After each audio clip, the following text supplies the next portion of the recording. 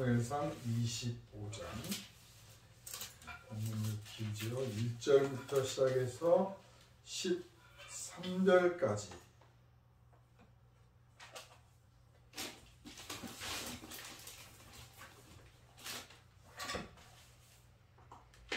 13절까지를 보겠습니다.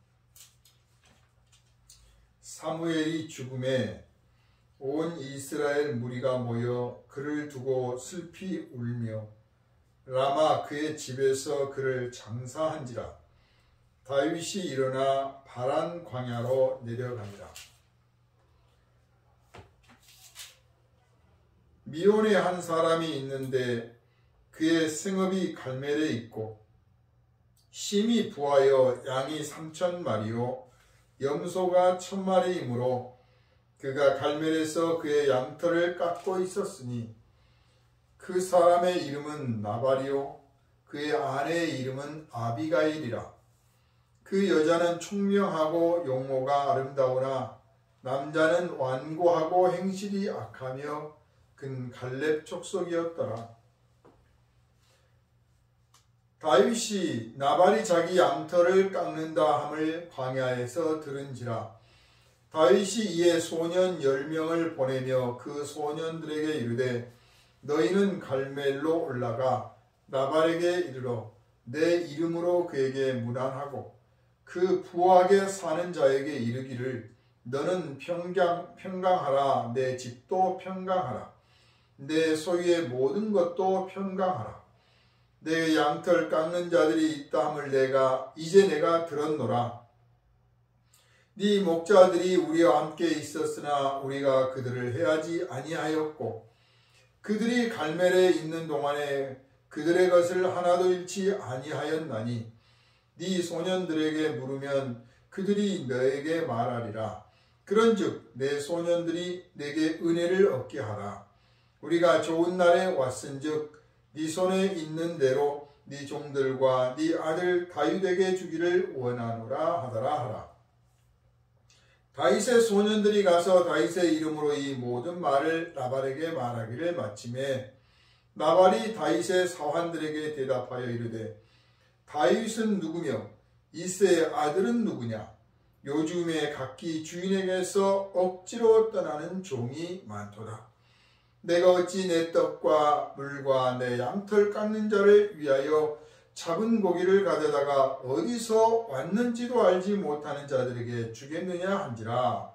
이에 다윗의 소년들이 돌아서 자기 길로 행하여 돌아와 이 모든 말을 그에게 전하매 다윗이 각 자기 사람들에게 이르되 너희는 각기 칼을 쳐라 하니 각기 칼을 차매 다윗도 자기 칼을 차고 400명 가량은 데리고 올라가고 200명은 소유물 곁에 있게 하니라. 아멘.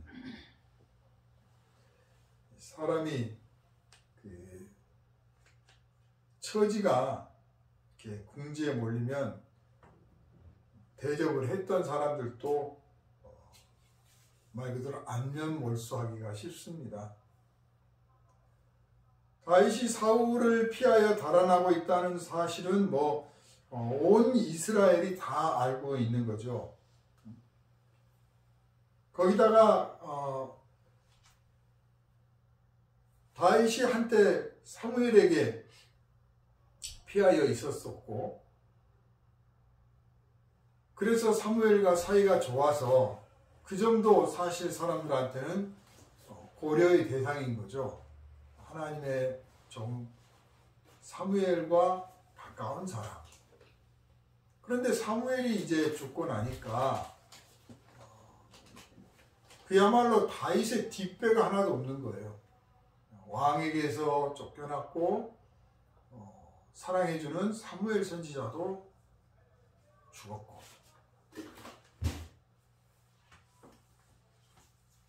그래서 어디를 가도 환영을 받기가 참 어려운 이런 상황인데 사무엘이 죽었기 때문에 다윗의 입장에서는 그에게 조의를 표하기 위해서 가까이 왔던 것입니다. 그런데 마침 그때 나발이라는 사람이 있었는데 이 사람이 잘 사는 사람이에요. 원래 뭐 돈 많은 사람들이 누구한테 아쉬운 소리 안 쳐. 다 자기한테 와서 굽실거리니까요. 그러니까 평소에도 이 사람이 완고하고 행실이 악했습니다. 사실 그가 부를 축적하게 된 과정 속에 물론 조상한테 얼마나 물려받았는지 모르지만 완고하고 악한 점이 그를 부유하게 했을 수도 있습니다. 아주 인색하고 자기밖에 모르고 자기가 세운 고집대로 밀고 나가고 남한테 잘 안 베푸는 거죠. 저 긁어 모으기만 하는 거예요. 그런 게 악하다는 거죠. 하나님 보시기에 악하다는 것은 자비하지 않은 사람, 선하지 않은 사람인 거예요. 자비하고 선한 사람은 사실 자기 것이 많을 리가 없죠. 물론 뭐 아예 없지는 않겠지만 많은 것들이 있을지라도 나눠주고 베풀고 뭐 그러다 보니까 다른 사람들처럼 부를 축적할 만한 그럴 기회를 많이 갖지 않는 겁니다. 근데 반대로 이 나발이라는 사람은 악한 사람이라고 평가를 받는 만큼 이렇게 가난한 사람들을 그렇게 돌보지도 않았고 또 자기가 뭐 원칙을 한번 정하면 그 사람의 처지가 딱하든 뭐 형편이 어렵든 뭐 어떤 상황이든 그거 고려하지 않고 그저 자기 원칙대로 하는 거예요. 이를테면 이자를 받는다. 그럼 한번 정하면 그 사람이 뭐 아무리 가난하고 뭐 병들고 뭐 다치고 다 무시하고 그저 그냥 정한 대로 이자를 받고 자기 밑에서 일하는 사람들 사정이 어떻든 그런 거 안 따지고 그저 정한 대로만 밀어붙이는 거죠. 그래서 이 사람이 완고하고 행실이 악하다라고 하는 평가를 받고 있었습니다. 그런데 이 양과 그 소유가 많다 보니까 사환들도 많고 또 방목하고 있는 그런 땅도 넓겠지요. 그런데 이때는 지금 나라가 건국 초창기 때예요.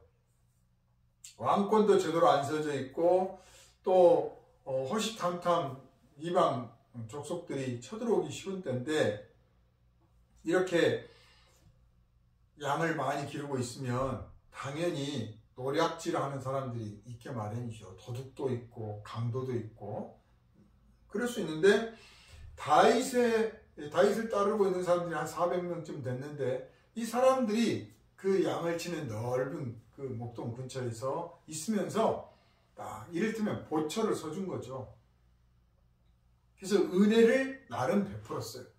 얼마든지 쫓겨다니는 신세고 정말 눈에 보이는 거 없이 행동할 수도 있어요. 그 양 몇 마리 잡아다가 우리가 먹겠다고 하면 그 양떼를 지키는 목동들이 무슨 힘이 있어서 그 400명이나 되는 군인들과 맞서겠습니까? 그런데 다윗은 그렇게 하지 않았고 오히려 보호를 해줬다는 거예요. 그래서 이제 자기가 생각할 때는 나름 잘 대해줬고 또 한때 사울 왕의 부하였고 자기와 그 나발이라는 사람 사이에 무슨 뭐 원수진 것도 없고 그러니까 사한 부하들을 보내서 좀 우리들한테 먹을 것이랑 좀 주시오 이렇게 좀 청을 해봐라 그렇게 부탁을 한 거예요.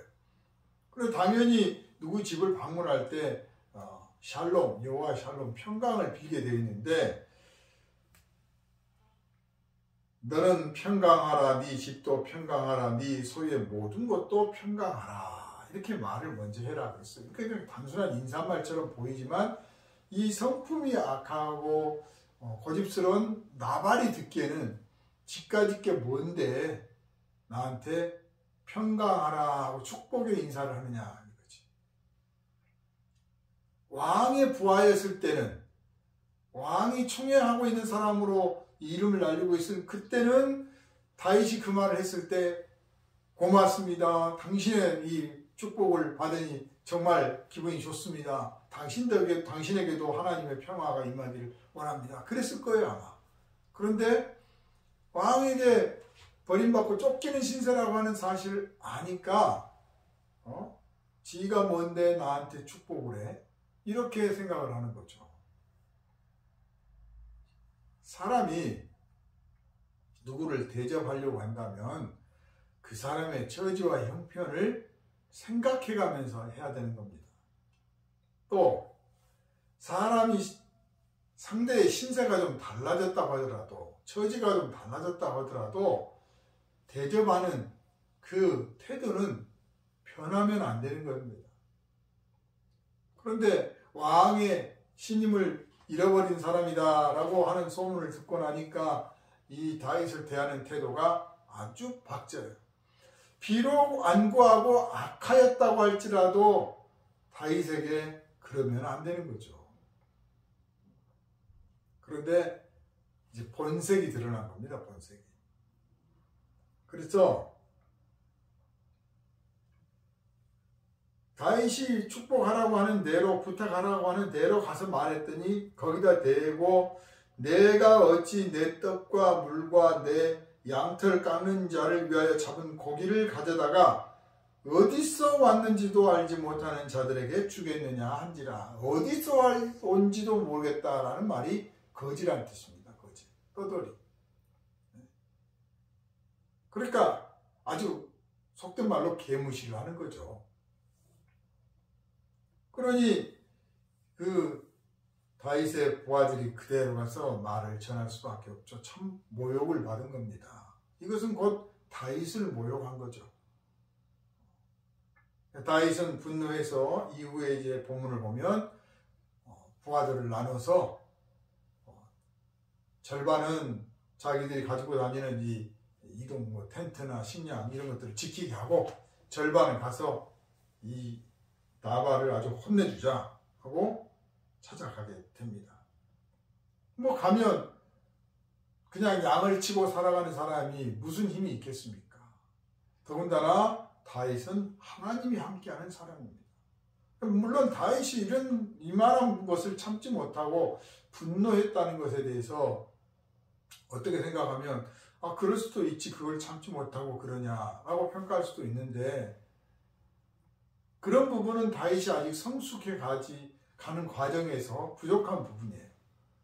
그러나 다른 각도로 보면 떠돌이 신세지만, 비록 왕에게 쫓기는 신세지만 숨겨달라고 하는 것도 아니고 그저 먹을 거랑 좀 대접해달라고 하는 건데 그냥 해줄 수도 있는데, 왕의 눈치를 보고 내가 사울왕한테 무슨 해코지를 당할지 모르는데 이런 요청을 하느냐, 그렇다고 하더라도 조금씩은 자비를 베풀 수 있는 거거든요.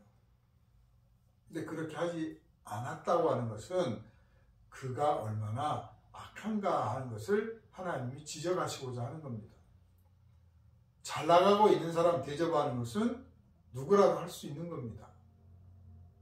이렇게 어디서 왔는지도 모른다라고 자기가 말할 만큼 위험하고 어려운 처지에 있는 사람을 도와줄 때 그게 진정한 도움이죠. 예수께서는 갚을 수 있는 사람, 네가 베풀었을 때 그걸 너에게 다시 되갚아주고, 어떤 사람은 또 뭐 더 많이 베풀어주는 그런 사람에게 베푸려고 하지 말고, 네가 베풀었을 때 갚을 수 없는 사람을, 그런 사람을 돕고 그런 사람에게 베풀어라. 그 갚을 수 없는 사람이라는 게 누구겠습니까? 어디서 왔는지도 모르는 그런 떠돌이 신세들, 노숙자들, 뭐 거지들, 나그네들, 이방인들, 죄 정죄받아서 죄인 취급받고 멸시당하고 있는 사람들, 그런 사람들에게 자비를 베풀어라. 그런데 그런 사람들에게 자비를 베푸는 일은 때로는 체면이 깎이는 일이 될 수도 있고, 더 나아가서는 오늘 다윗 같은 사람을 돕는 것은 사울 왕에게 복수를 당할 수 있는 위험을 무릅써야 되는 경우가 많습니다. 이 점이 예수께서 우리에게 가르쳐 주시고자 하는 겁니다. 하나님께서 우리에게 가르치시고자 하는 게 그거예요. 정말 어려운 처지에, 갚을 수 없는 처지에 있는 사람들을 도우려고 하면 저까지 사람들을 돕는다, 저 형편없는 사람을 돕는다, 저 나쁜 사람을 도와주는 사람을 봐라 하고 하는 비웃음이나 조롱이나 또는 도전을 받을 수가 있을 뿐만 아니라 정치적, 경제적, 사회적인 위험도 감수해야 된다 하는 거예요. 예수님 십자가를 지고 가다가 쓰러졌을 때 그걸 이제 영화에서 배너라는 영화에서는 배너가 예수님에게 물을 떠줍니다. 영화에서 예수님이 주인공이니까 배너가 떠주는 일이 아무렇지도 않게 보일 수 있어요. 참 좋은 행동했다, 단순하게 그렇게 볼 수 있어요. 그러나 예수님이 지금 어떤 입장이었습니까? 반역자로서 사형에 처해져야 되는, 그래서 사형당하기 위해서 가고 있는 사람이에요. 그런 사람에게 물을 떠준다. 쉽지 않은 일입니다. 예수께서 쓰러졌을 때 아무도 그거 와서 도와주지 않았습니다. 그러니까 억지로 구레네 사람 데려다가 십자가를 지게 한 거예요. 억지로 끌고 지겠다. 아무도 죄수를 도우려고 하는 사람 없습니다. 그래서 진정 하나님이 기억하시는 선이라고 하는 것은 상대방이 정치적으로 어떤 사람인가 뭐 이런 거 딱 무시하고 지금 어려운 사람인가, 지금 도움이 필요한 사람인가, 그것만 생각해야 되는 거예요. 그런데 그렇게 하면, 그런 생각 속에, 그런 판단 속에 그런 사람을 도우면 비난도 받을 수 있고 공격을 받을 수도 있고 오히려 위험에 처할 수도 있습니다. 같은 불이라고 취급받을 수도 있습니다. 예수님 십자가에 못 박히러 가실 때 아무도 안 도와줬습니다. 또 도우려고 해도 못하게 했겠지요. 다윗의 처지는 뭐 그 정도까지는 아니지만 지금 쫓겨다니는 신세인데 다윗을 무시하고 죄인을 도왔다가는 왕에게 어떤 미움을 살지도 모르고, 또 자기의 거만한 그 생각 속에서는 이 나발이 볼 때는 참 이제 신세가 아무것도 아닌 것이 감히 나한테 와서 도움을 청하고 나한테 무슨 평안을 빌어? 네 신세나 잘 챙겨라 하는 이 오만한 생각이 들겠죠. 그러나 하나님은 보시고자 하는 거예요. 그래서 우리가 선을 행하고 자비를 행하는 그 기회라는 게, 하나님이 주시는 기회라는 게 무슨 공식적인 절차를 따라서 오는 것도 아니고요. 아주 뭐 이 순탄하게 이렇게 해서 오기만 하는 건 아니라는 거예요. 어느 날 갑자기 예상치 않았던 일이 벌어지고 정말 내가 보기에는 도와준다고 하는 것이 나한테 몹시 부담스럽고 위험해질 수도 있는 그런 것들이 예상되는 가운데 도와줘야 되는, 그런데 사실 그것이 하나님이 나한테 주시는 기회다. 기회. 이 나발은 자기에게 오는 기회를 걷어찼습니다. 지렁이도 밟으면 꿈틀하죠. 다윗이 거기서 모욕을 받으면서 순순히 물러갈 수도 있겠지만, 다윗이 거기서 본문에서처럼 나를 따라라, 내가 가서 이놈을 반드시 혼내줘야겠다, 아주 죽여야겠다고 작정을 하면 자기가 지불해야 될 밥 한 그릇, 그 뭐 몇백 명 먹는다고 얼마나 먹겠어요, 부자인데 그거보다 더 큰 값을 치르게 될 수도 있습니다. 뭐 그게 무서워서 다윗을 도와줬어야 된다가 아니라, 이런 어려운 처지에 있는 사람을 도와주면 나중에 불이익을 당할지라도 그걸 하나님이 기억하신다는 거죠. 그래서 하나님 중심의 사고방식은 나중에 어떤 보상을 받느냐, 나중에 어떤 해악을 받게 되느냐를 생각하지 않고 지금 내 눈앞에 있는, 내 가까이에 있는 사람에게 하나님의 자비와 하나님의 사랑과 평화를 어떻게 전하느냐, 여기에 우리의 생각이 모아져야 된다 하는 겁니다. 이것은 거의 자동적으로 나와야 되는 거예요. 그러나 아마 이 나발이라는 사람은 그 전에도 이런 크고 작은 기회들을 다 무시하고 거절했을 겁니다. 그래서 악하다는 말을 듣겠죠. 그의 부인은 아비가일인데, 이 아비가일은 또 정반대의 성품이었습니다. 그러니까 참 그런 남편을 둔 부인의 입장에서는 속이 타겠지요. 남편 죽으면 자기 신세가 또 뭐가 됩니까?